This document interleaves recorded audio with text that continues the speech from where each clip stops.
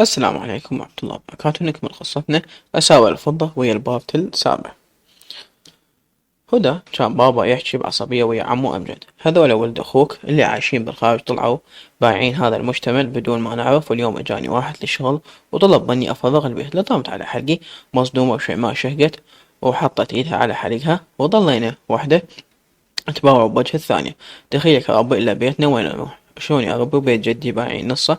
عمو أمجد أخذ حصته وطلع من البيت وبقى على قد مجتمع صغير، كلش صغير. البيبي ساكنة بيه والوحدة، وبابا طلع ماخذ حصته وصارفه، واحنا ما عدنا اي علم بالموضوع ان بابا ماخذ حصته من البيت. ولو ما استغرب يطلع هيك شي طلع. شت رجع من اب ياخذ تعب بنته ويروح يصرفهم على الشرب والسوالف التعبانة. ما خفي كان اعظم، والله العالم بعد شنو عدها غير من سوالف.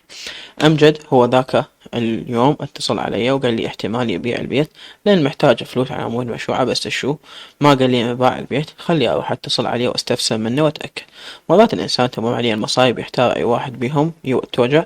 راح عمو أمجد حتى يتصل على عمو علي، وظل بابا يضرب أخماس بسداس وإحنا واقفات ننتظر مصيرنا. أنا دخلت أدرس رياضيات الباكر، أحسن شي أدرس امتحاني وأخليها على الله، أكو رب رحيم ويدبر الأمور. قعدت أدرس وجدتي ضحى ورا فترة لزمت كتابها، طبعا هاي مو من عوايدها. رفعت حاجبي وكانت جاية درسي متأخرة، ما بغى شي على امتحانات البكالوريا. يلا شتلحقين درسينا.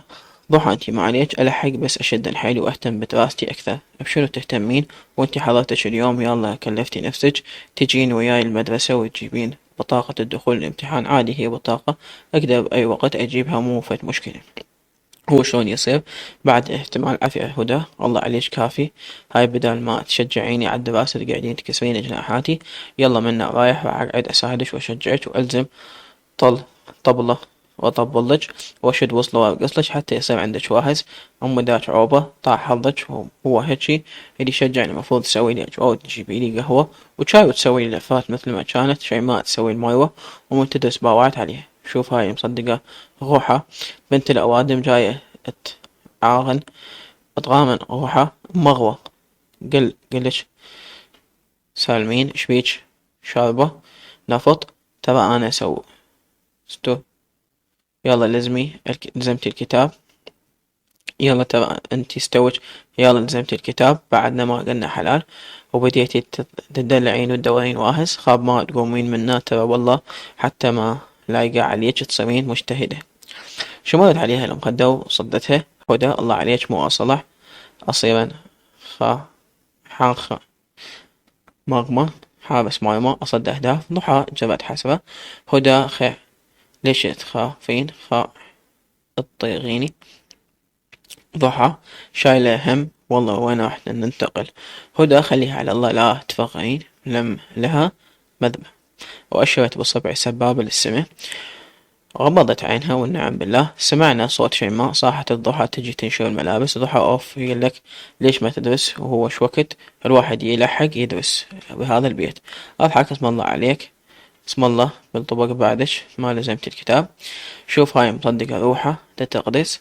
طلعت من الغرفة تدردم. هزيت ايدي رجعت كمل دراستي واكتب بالمهمات اللي احتمال راح يجيبوها بالامتحان. حطيت طرف القلم الرصاص بين اسناني وظليت اعضن بطرف القلم بتفكير شارد من نام لحد ما انتبهت على طرف القلم صار يشبه عود المسواك.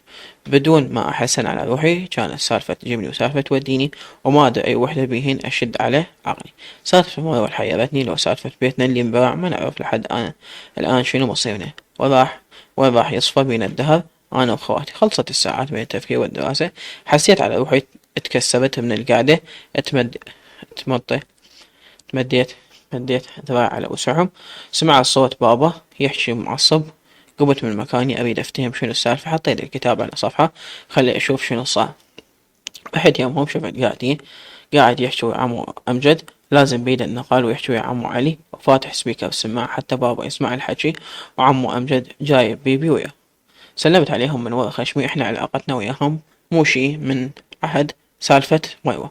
رحت قعدت يم خواتي. ضحى قاعد يم شيماء كانوا اثنينهم يحجون بينهم بصوت ناس. موضوع البيت اقتربت منهم. اقول شيماء شنو عمو أمجد شي يقول على البيت؟ شي ما طلع عمو علي مسوي وكالة لابنه الكبير لأن عندهم مشروع محتاجين فلوس. البيت بدال ما مجمدين فلوسهم كل هاي السنين. هم صدق حقهم بيتهم وحلالهم هم أول زين بابا ليش معصب؟ بابا ظل يلط على عمو علي ويقول له شلون تسوي بيه هيجي دق ناصة وتشيلني من البيت. ما فكرت بيه أنا وبناتي وين نروح وأنت عندك خير من الله استكثرت علي هذا البيت خلي إلي وبناتي. عمي أمجد يقول له ما تقول لروحك هذا الحكي هو إذا أنت أبوه. أنا ما فكرت بنفسك وبناتك وحطيت لك بيت مثل الأوادم قضيت طول عمرك عايش علينا. خلصنا عمرنا نركض وراك ونصلح بأخطائك. تبى هو نعم عليك علي قعدك بي من ذيك السنة لهاي سنة. هاي لو واحد غيره كان شبع بي إجابات بدال ما قعدك. هو والله زين يسوي بيه يستاهل وين كان عن بناته. هسه يلا صار حريص علينا وصار يفك بناته. من أبوك ما أعرف شحس عنده قوانين غريبة وعجيبة مرات أحسه ينرفزني تصرفاته. أنا صايرة تنطق الحجر. وهسه تالي احنا وين نروح؟ ضحى سكتي بس لا راح نعيش ويا عجوز النار. عزة لا عافية لا تقوليها والله ناكل تبن. شي ما أبشركم الظهر شعور متبادل. حتى بيبي همين من سمعت بينا راح ننتقل نعيش وياها تخبلت وجدتني هنا ويا عمو أمجد تريد تشوف حل غير هذا المتخلت. تقول أنا ما أتحمل أتيه وبناته ومصايبهم على راسي ومن وقت والبيت صغير وين أحطهم ضحى على أساس إحنا ميتين عليها. والله يا رب شلون بينا. بعد ما خلصوا المكالمة ويا عمو علي رجعوا يتناقشون بينهم بينات وحكي يجر حكي وإحنا قاعدات بس نتفرج عبالك الموضوع ما يعود لنا. وتالي صفة السالفة ننتقل لبيت بيبي. وبنهاية الأسبوع هذا الأسبوع لأن بابا طلب من الرجال أبو البيت يمهلنا أسبوع على ما يصرف أغراض البيت. لين بيبي قالت ما شوفوا لكم صرفة غراضكم أنا ما أستقبل زعابيل بيتي. داومت يوم ثاني وبالي وعقلي كله مشدود بحيث امتحنت خلصت الامتحان وأنا كل شي ما مفتهمه. سلمت على صديقاتي وطلعت حتى ما قلت لفاطمة صديقتي على سالفة البيت. كنت كلش مخنوقة ويمكن لو بس واحد يطخني انفجر. كنت امشي وقت الظهر حارة وموحد بالشارع وسمعت واحد يصيح وراي. انتبهت على صوت فز قلبي من مكانه. هذا صوت رائد. بعدين تذكرت انا زعلانة عليه من موقف البارح. كملت طريقي امشي ما توقفت. اجا يركض وراي بهرولة. قام يمشي بصفي ويحكي وياي. رائد هدى ما احكي وياش ليش ما تجاوبين؟ التفت عليه كان بملابس الكلية ابيض رصاصي بس غير طالع الا بشدة. غير انا انسحل قلبي سحل من ورا. بس رجعت مالكت نفسي ورفعت حاجبي بدون ما توقفت على المشي. جاوبته بترخع شو تريد؟ ليش تصيح باسمي بنص الشارع؟ انت ما تستحي؟ رائد مستغرب شك وش بيش هدى ليش مطنقة وزعلانة مني؟ والله سأل نفسك وشوف روحك شنو سويت البارحة.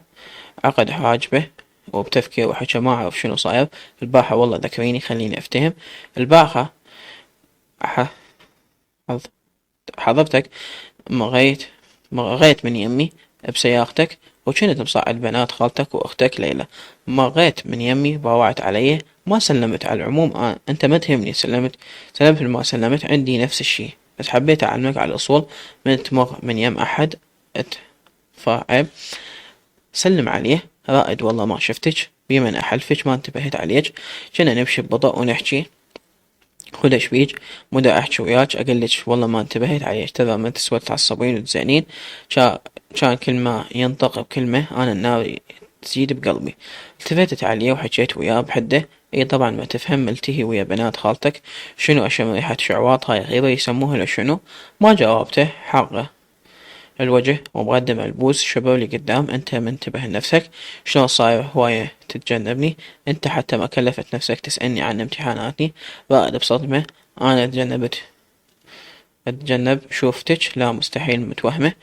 عافية غائد سد الموضوع انا اصلا ما يسوى نحكي بيه يلا مع السلامة. عرفت مشيت وكملت طريقي. جت كنت امشي على السريع ومتوقفت بمكاني بنص الشارع متفاجئة وحكى بصوت عالي من وراي هدى تصدق تحجين؟ ما رديت عليه وقمت كملت بطريقي. كنت امشي ودردم واغلط عليه والدمعة واصلة بطرف عيني. وصلت بنهاية الشارع قدامي لوفة. دخلت بالشارع الثاني بس قبل لا ادخل انتبهت عليه بعد واقف بمكانه صافن وفاتح حلقه مصدوم من تصرفي، لأن أول مرة بحياتي أصده وأتهجم عليه. قضينا طول عمرنا أنا ورائد أصدقاء، وما يوم تزعلنا. أمشي وأنا مدنقة راسي بخذلان، وبين ما كنت أمشي وأدردم عليه سمع الصرخة مفزوعة غريبة عليه. قمزت من مكاني ورفعت راسي، وكان يصير قدامي مشعل مخبل، ورفعت مصدومة بمكاني. يمه صخام مشعل مخبل. عزا يمه هو شافني وركض علي، ما حسيت إلا وأنا داير وجهي. طقيتها ركضة مثل البيبي. رجعت نفس الطريقي أركض، المخبل مشعل يركض ورايا. كنا اثنيننا نركض، بس كان اكو فرق بين الركضتين. انا اركض واصيح بعالي صوتي يبوي غائد المخبل. اركض فردت الحذاء فلتت برمجتي، تركته ورايا وما رجعت عليها. يا روح ما بعدش روح، ويا حذاء يا كشخة يا بطيخ من حالات روحي. احس روحي صارت برائد، اريد يلحقني قبل لا مشعل المخبل يسوي بي شي، لان ذاك اليوم هو فاشخ واحد من أهل المنطقة وشاق راسه. غائد شفته من بعيد، بعد على نفسه وقفته بنص الشارع، شافني وعقد حوالي مستغرب ليش أركض وأصيح. غائد المخبل. ذكرت مسلسل كرتون عدنان ولينا بنصيح لينا عدنان انقذني يا عدنان، بس الفرق عدنان حافي، رائد لابس حذاء. هذا الموقف يمثل حالتي. اجا يركض علي بهالولا، وصلت يمه مقطوع الأنفاس، وقلبي حيل يدق ويريد يطلع من صدري. حطيت ايدي على صدري فحطانه وركض من الركض. أريد بس أجمع الكلام. رائد مخبل مشعل يركض. رائد شنو هو دشبيج. بعد ما كملت كلامي اجته حصوة طايرة بالهواء، وقعت بقصة رائد.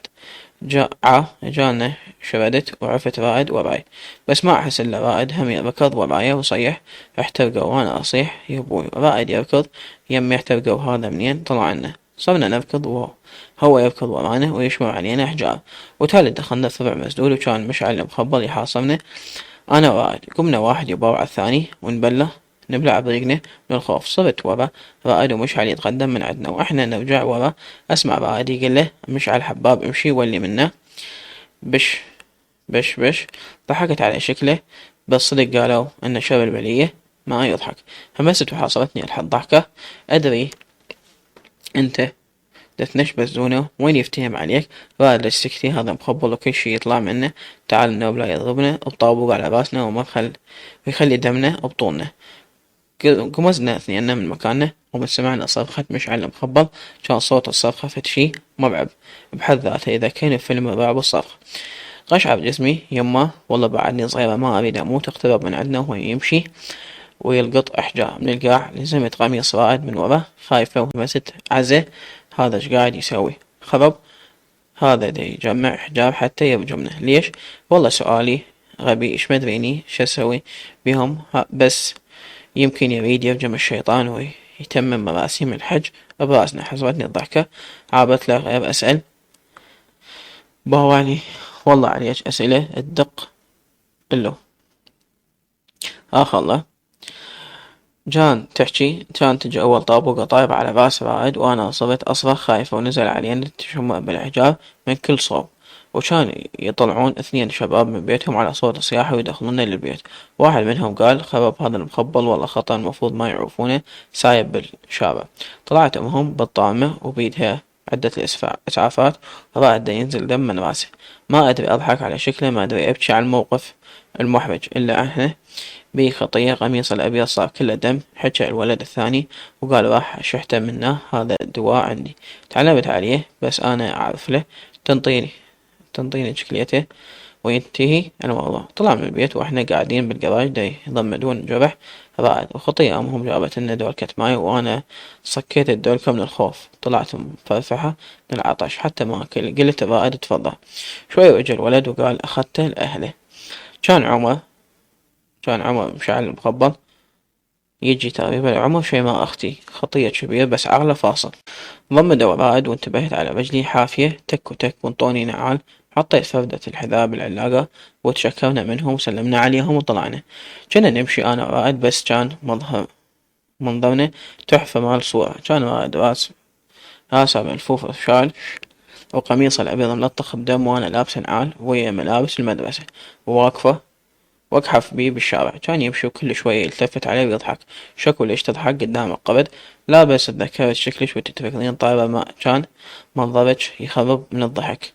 قاعد يضحك علي ووجهه صار أحمر من الضحك وأنا أضحك وياه وأحكي له عاد لو تشوف شكلك وأنت تغض ورايا تغض ورايا وجنك فنغ.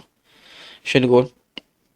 لك الهزيمة ثنتين راجل، بس شلون الكنقة من حلقك عسل.